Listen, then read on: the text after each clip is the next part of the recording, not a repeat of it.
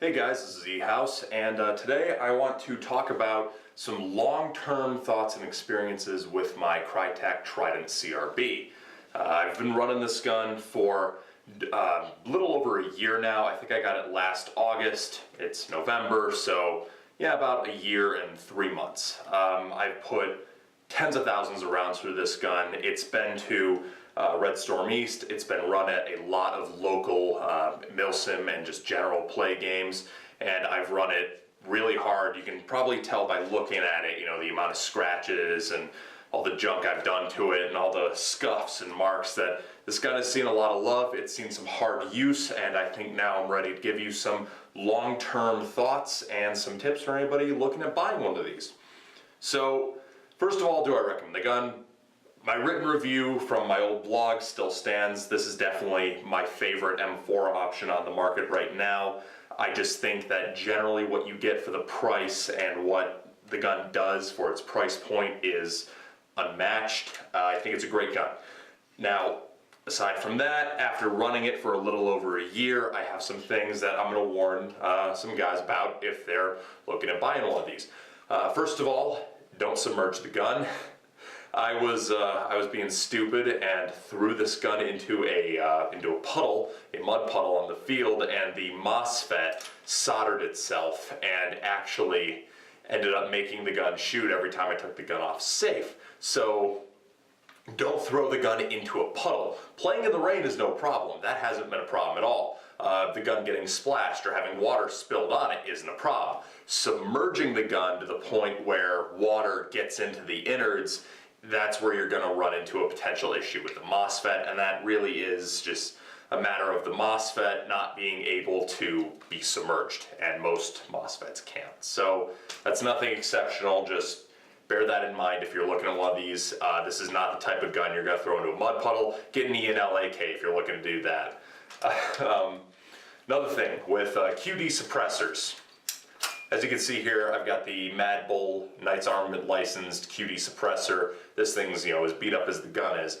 I had to extend the outer barrel by 1 inch using a Mad Bull barrel extension, and that allowed me clearance to put on the flash hider and allow the QD suppressor to fit and get enough clearance to obviously fit. Within the rail system though, you can see there's this little bit of clearance, and when the barrel is recessed as comes from the factory, you have about 30 millimeters of clearance between there. So if your suppressor or flash hider or amplifier or whatever device you want to put on there is less than 30 millimeters wide, you're going to have plenty of room for it. I know the Krytac amplifiers work. I know the Mad Bull black side barrel extensions work. I know the Mad Bull Noveski Fire Pigs work. But when you start getting into QD suppressors, you're going to want to extend the barrel or get the SPR, which will fit it right off the gate. Key mod. This is real steel spec key mod, so I have real steel spec key mod accessories on here. I have Strike Industries rail section that I have my Elzetta mounted onto. I have Midwest Industries key mod rail covers, and I have a Bravo company machine Gunfighter foregrip on here. So all of that is real steel key mod spec, so don't buy airsoft spec accessories. I find that they generally will not fit. You will want the real steel stuff, which can be a little more expensive, but generally works. One note though about using the key mod as a QD sling swivel point. Now, using the key mod as a QD sling swivel point, I tried that at Red Storm East, and what I had happen is the ball bearing of the QD sling swivel, for as hard as I was running and as hard as I was using it, the ball bearing is obviously hardened steel. The ball bearing pulled out through the key mod and actually bent up the key mod tab. So this slot will still accept key mod accessories, but it will not work for retaining the ball bearings of QD sling swivels. So if you're going to use your key mod as a QD sling swivel point and you're going to run the gun hard, you might run into issues where the aluminum will either chip or bend if you're running it hard. So I just swapped out some paracord here.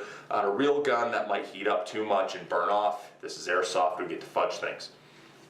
The included iron sights with the gun I had really good luck with in general until I I started noticing that I was having a little trouble acquiring my optic with the included cutoff style rear sight. So I put this M-Bus flip-up rear sight that I had laying around on, and that seems to be working a lot better. But the front sight is very nice. Now, the one I have did actually get struck by, I don't know if it was struck by a BB or if I hit it against something, so it's a little dented. So it is, it's not crazy tough, aircraft. I don't know if this is aircraft grade aluminum or if it's just whatever, but it's good enough, but be aware you can dent it. The finish on the gun is holding up well overall. There are definitely some spots where you can see some wear. If I get up nice and close here, you can probably see those scratches and all that wear around the mag well, this kind of stuff here. The finish, so yeah, it's holding up well, but anywhere where it's scratched up against concrete or against stones, or these scratches, I know exactly what they're from because when I sling my gun sometimes, it will rub against the slide of my pistol, specifically the rear sight. So anywhere that's going to scratch up against metal or scratch up against concrete or any really hard areas is going to wear pretty significantly.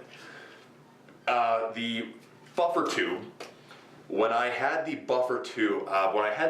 gun at first, I have one of the first Krytacs that Airsoft GI got, if I recall correctly, because I bought this thing as soon as it came into stock. But with the buffer tube, I dropped the gun at one point at an indoor field onto some concrete from about shoulder height. I actually had flubbed a transition to the left hand and ended up dropping the gun.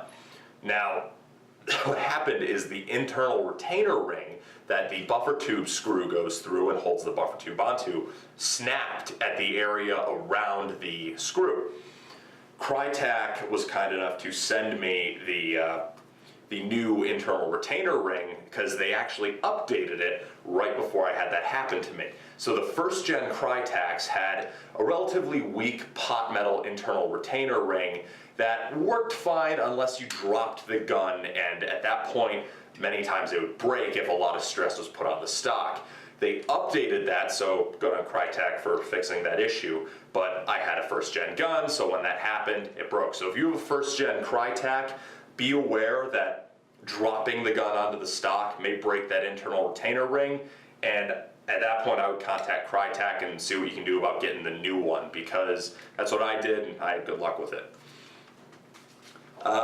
Any other issues I've had with the gun? I did update the hop-up in this gun, not because the stock hop-up wasn't performing, but because I'm an idiot. What happened was I oiled up some BBs to try to oil some magazines. Well, I oiled up a bunch of my magazines because they weren't feeding and I was running BBs through them. And I put those BBs back into a container. And then I tried running those BBs through this gun. And what happened is the amount of oil that was on the BBs made the hop-up stop working. I thought it was a problem with the gun's hop-up, swapped out the hop-up, issue persisted, then I realized it was the BBs because when I tried different BBs, they were totally fine. So what would I say, because what I put in here was a G&G bucking and an H-nub. What would I say about before and after? The same. The Krytac stock bucking is probably one of the better buckings on the market, in my opinion. I put that into my buddy's VFC SR16 because I was too lazy to break this thing down and put the stock hop-up back in. And he loves it. It runs super well, combined with a Mad Bull Tight Bore. It's a super, super nice setup. I still have the stock barrel in this gun, the stock inner barrel. I just haven't seen any reason to update it. The way this gun shoots with 2.8s, specifically Krytac 2.8s, those are the ones I like, I haven't seen any need to change it, unless I was really trying to push out there, but this is a general field rifle and SBR, so I can take off the QD suppressor and run it in CQB really easily. And for a gun that shoots 370 feet per second with .2s at this point, the spring wore in a bit. I can't say as I would really expect any more out of it. I really like how it shoots. I really like how it performs. There's a reason it's still my go-to M4. The trigger response and the rate of fire have been great. This gun on full auto will not feed oftentimes.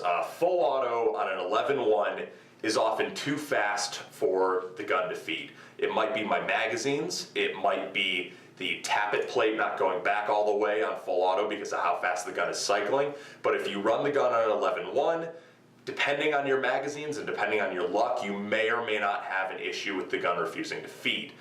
That's fine by me. I haven't taken it apart because I could install a sector delay chip and fix the issue pretty easily, but I run semi-auto exclusively, so I don't care. And on semi-auto, the gun has great trigger response, does exactly what I want it to do. No problems there. The selector switch has actually broken in nicely. I was initially a bit worried that it was a little sluggish and didn't really snap into position. It's still not the most solid selector switch I've ever felt, but it will snap into semi-auto nicely and stay there, and that's all I really want. As far as I'm concerned, I could have a 90-degree selector switch that just goes to semi, and that would be fine. When I disassembled the gun to replace the MOSFET, after I had dumped it into the mud puddle, when I reassembled it, I couldn't quite get the bolt catch to work again.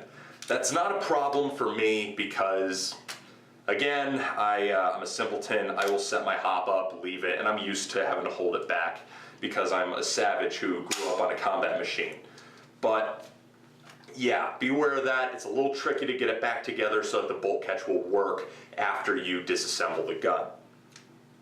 Other than that, I really can't think of anything else, any other problems I have with the gun, or any other thoughts after a year.